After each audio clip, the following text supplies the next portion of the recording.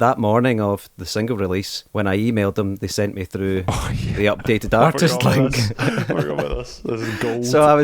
So I must have sent him about 10 emails saying, "Oh, this needs to get sorted, needs to get fixed," and he was getting back saying, "Yeah, we're working on it. It's going to get fixed. Actually, we've got the right link for your band now. Here's the link.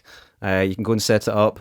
And when I went to the link, it was a completely different artist again. Somebody called Misha with a $sign in the middle.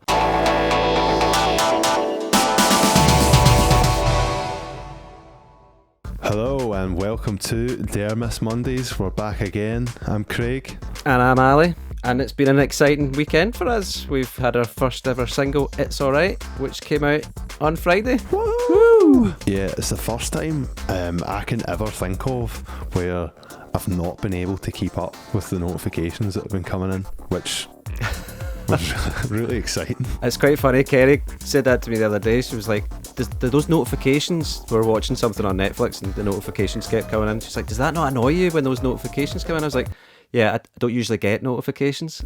Yeah, I've got them on my phone. I've got them switched off for Instagram and Facebook. I don't even have the Facebook app.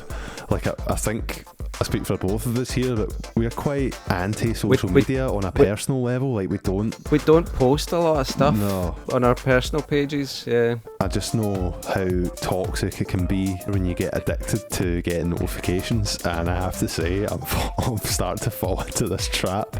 But hopefully it's a good thing because it's encouraging us to keep making content and improve and keep working on stuff together. So from that aspect of it, I suppose it's better than just, perfecting that pout. It's been nice to hear from people that we've not heard from in a wee while, especially over the last year. Been a nice reason to bring all of our different wee networks together and reconnect with people. Yeah, it's good to finally go, this is what we've actually been doing, we're not just been making this up. So this Friday 22nd, we've actually got our first video coming out for It's Alright, that was shot in an abandoned TNT factory turned airsofting site. If you've seen any of the preview material that's been on our social medias, the kind of videos and stuff we've been posting leading up to the It's Alright release, you'll have seen some stuff that we kind of shot on our phones that Ali's expertly flung together and somehow turned into promo material. The PR campaign. I like a mini clip. I like a wee flavour. Seems to have kind of made a wee thing. Hopefully we'll keep that going with the next releases as well. It seems to have caught people's attention, which is nice. A few people have messaged me to say, I've been looking forward to hearing the single coming out. I've been seeing the wee mini clips and I've been really intrigued to hear the full song, so that's been nice as well. Sorry for the people that are following everything and are getting bombarded with stuff all the time. But unfortunately, it's just part of what we're going to have to do to get stuff out there, because different people will be on looking at different times and you've got to catch different demographics at different windows, and it's all a big learning process for us. You don't know who's seen your content. It's not like traditionally doing a gig and people buy tickets to your show. You really don't know who has seen that content. It could be somebody halfway across the world, which is incredible. It seems like an age since we filmed the video for It's Alright, so it's really exciting that it's going to be out on Friday. With It's Alright and our singles, we've chosen to kind of do a lot of releases and do them in a short time frame. There's a few reasons for this, or theories. We'll run you through them. It lets us build momentum by putting more songs out at the one time. I suppose it gives us the chance to build up towards releasing the album and coming out. In terms of growing the social media, so far it seems to be working. We've got a lot of new followers. We seem to be getting lots of internet radio plays already, and hopefully this will just keep growing as the next singles come out. Also cost effective, so money. Yeah, if we put all our eggs into one basket, a lot of artists do, like, they'll maybe just release one single on the lead up to an album. It means we kind of get more value in that space of time, and it means necessarily we're not relying on one signal to do the business. It also lets us showcase a different sound to our music. Our next single, Step Into the Light, it's got a slightly different vibe to it, and it's a bit more rock guitar orientated, so hopefully it'll allow a different group of people to follow us and win over a slightly different audience. So it also lets us adapt from any teething problems or mistakes that we encounter along the way. And also, hopefully by the time the album and the lead single comes out, it means that we've kind of optimised our process for putting stuff out and for coming up with social media content and stuff like that. That was our thinking anyway behind the release schedule. It's subject to change as well, you know. It's a bit more of a trial run. Speaking of teething problems, we've actually already had some. If you've been following our journey with us here on Dermist Mondays, you'll know we've put a lot of time and effort into the release, from the writing, recording, to mixing, mastering, artwork, and also the distribution. And we also spoke about the ups and downs that bands can go through, and ups and downs that we've had in previous bands, like getting the band name right on the venue chalkboard.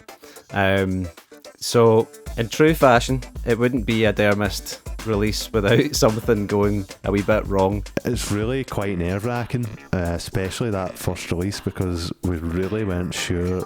All these things start playing in the back of your mind. Is it going to come out? Is things like the name going to be right? Are all the streaming platforms going to have it available at the right time? Because there's so many different streaming platforms. All these processes are all automated. You know, there's no human input really. We were using a distributor we'd never used before, who, you know, we've done so much research on what distributor to use, and just even like emailing back and forth, pretty much had the kind of confidence that it was going to be okay, because we put the wheels into motion like well in advance. And it's a bit like the nerves that you go through, almost similar to when you've got a gig and you're checking you've got everything for the show, or if you're going on holiday and you've checked that you've locked the door and switched the cooker off and all that stuff. There's a lot of things that we had to make sure that we got right. We put all that together. We got sent our Spotify artist profile link to set up the page. I think it was about a week before the single came out. And when we put it in, it took us to a band called The Mist, which turned out to be the ex-lead guitarist from Sepultura. I had no idea. We emailed the distributor back, and they told us, don't worry, we'll sort it out, it'll be fine, the release will go live on the 15th, it'll all be great. And we messaged them every day from this point as well. But bear in mind, we actually chased it up every day for like over a week. Yeah.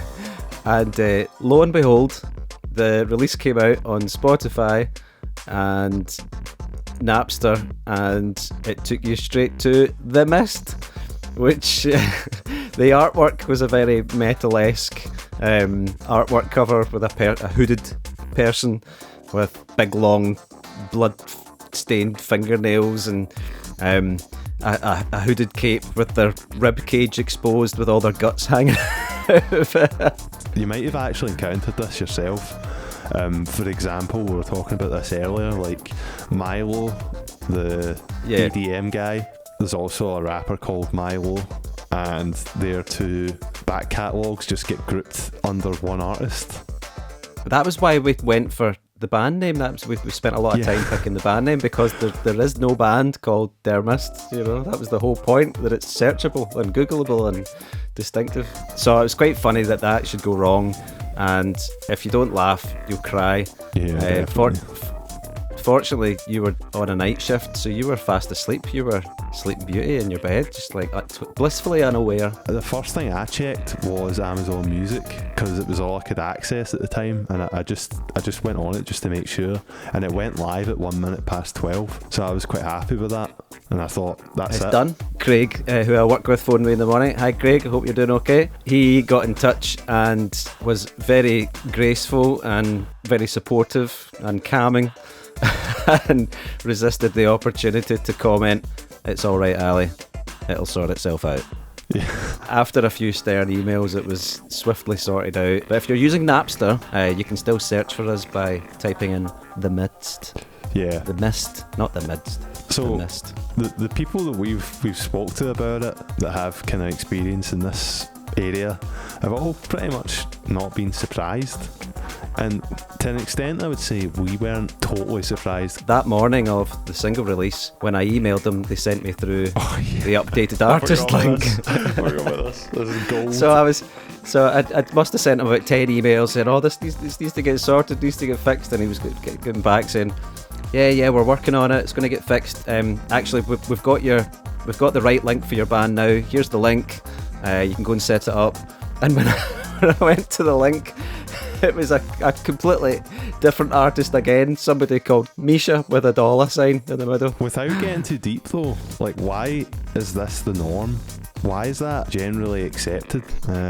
It should be a lot more straightforward. Why have Spotify kind of got the monopoly on streaming when they don't pay very much money for getting plays, and they don't even allow a band to get their first single out without having to jump through all sorts of hoops to... Yeah, I would have thought you'd have been able to create your own artist profile first, and have it all ready. And you can, man, and we done everything we could have to get that, and because for whatever reason our distributor wasn't quick enough. Basically, I don't think any distributor would have been quick enough the way it panned out, if you know what I mean. It just seems to be the norm, which is quite sad considering we go to lengths to be, although we're an indie band, like in terms of we're independent, we don't have a record deal, we don't have a publishing deal, we're doing all this off our own back. You want it to be professional.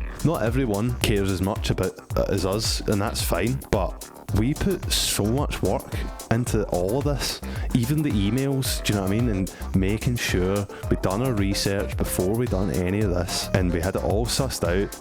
We said everything that had to be said, and even after that, it still didn't go to plan, and that's why you were triggered, Ali. I mean, it's not, it's the amount of effort we've put in, and it got sorted quickly, granted, and that's, you know, kudos for sorting that. You know, we really appreciate it. The process was automated, like we said, when it generates the profiles on the streaming platforms. So it would have happened regardless of who we used or where we went. I mean, it might have even happened if we had a deal. Like, see, if we had an indie deal or something, that same thing might happen. I think it was destined to happen for us. And the other thing is, there's so many streaming platforms. Yeah, there's the majors, there's the Spotify and iTunes and Tidal and Amazon Music and YouTube, but there are so many other streaming services out there that are maybe not as popular, but people will use in different countries. And so we're going to need to go through all of the streaming platforms and double check that our name is right, because it's still not right on Napster. I'm not expecting a huge amount of people to use Napster. Be sure to let us know. Let us know. We in are the comments, continuing. yes. Like, we've got some stuff back now that we can start getting stuff sorted out, and it's fine. We're going to be continuing to work on that. Sorry it wasn't as pro as we would have liked, but slightly embarrassing. We've done our best. Like I say, life's too short, need to move on, and the next single will be coming out in 2 weeks' time. Do you know what, as well? The first thing, see, Ali phoned me really early off the night shift, and like, when I woke up, I was just like on another, my phone had been dinging like all morning, and it kind of kept waking me up, but I was buzzed that the song was out, so it wasn't bothering me. And obviously the phone went off, it was you, and I answered, and like, I could tell straight away that you were raging, but I couldn't stop laughing because all I could think was, this is why we do the YouTube channel, because it documents all these things that happen, that go wrong, and this is what the channel was supposed to be about. It was supposed to be about all these problems that come up that no one talks about. I mean, I'm sure people talk about these things to some extent, but they don't capture it as it happens the way that we're doing it, and I hope that we catch all these sorts of things as they keep coming up, because it's the reality of it. I'm glad you were laughing. Well, I tell you something, that this is another thing I meant to mention, is that you ranted to me for at least half an hour, right? And I went on to Spotify, clicked the link, and it worked. And it worked, I know. It was sorted, it was fixed. He's like, Ali, I've checked it, it's fine. Couldn't make it up. You've got to bear in mind that most artists, I think about 8 in 10 artists globally, only earn about £200 a year on streaming. Yes, That's a it's really good numbers. it's quite a shocking number for us. But also just found out this week that Bandcamp are going into vinyl production. They've done some pilot runs with some bands over the past couple of years, and they're now set to deliver a vinyl manufacturing and distribution service. So that's definitely something we're going to look into. Something it's on our radar. we will. Traditionally, we would be doing a single launch gig, and that's obviously something we're missing out on this year. We're not able to do a live show. However, we are working at potentially putting something together online for you to watch very, very soon, before the album comes out. All that we do ask is that if you are watching any content from us that's music orientated, is that you use your best sound system that you've got and you play it loud like you're at a gig, or if it's just your headphones, again, make sure it's loud and your best headphones. It doesn't matter anyway, because your iPhone will just turn it down and your headphones anyway, won't it? You've been listening to music too loud for too long. Now that we've got Brexit, maybe that's something we can get rid of. Oh. Maybe we can get the volume limits on iPhones put up a wee bit. Be sure to look out for the video for It's Alright, which will be released on Friday, and tune in next week for Dermist Mondays. Thank you so much for watching. If you've made it this far, remember, like, subscribe, share. let us know what you've thought of the content so far, and we'll see you again next Monday. You've been watching Dermist Mondays. See ya! Bye! And cut.